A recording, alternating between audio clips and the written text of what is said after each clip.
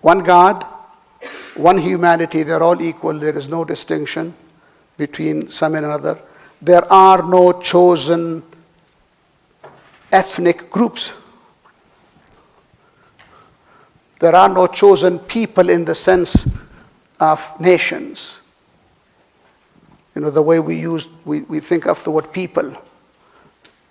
God selected different groups at different times to do a job. And when they don't do the job, it is given to somebody else to do. And the Quran now makes it very clear that the distinction is not based on who you are, but what you do. So it says there is no superiority based on who you are, who your parents are, what tribe you are, and so on. It is based only on your conscientiousness to God and practicing correctly. Okay? So this is the universality. So it's the universal religion. Let me emphasize once more that whereas some Christian people are the ones who claim to speak for them, while including some intellectuals who primarily claim to be Jewish, say all kinds of nasty things about Islam. And they say very, very nasty things about the Prophet.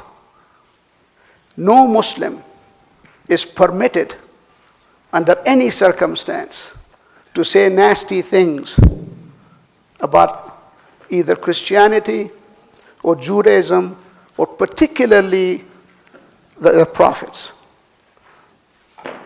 In fact, your prayer is not completed as a Muslim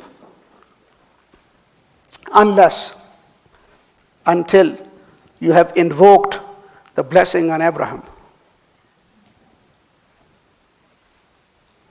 in the required prayer itself. And you must invoke the blessing on Jesus. So if I was saying it other than this American English, I will always say, Jesus, peace be upon him. Because you cannot say it any other way. So this is the requirement. And therefore you will find, for instance, that when the people heard about the desecration of the Quran, and they got very upset, not surprisingly, because they don't think of Quran as a book.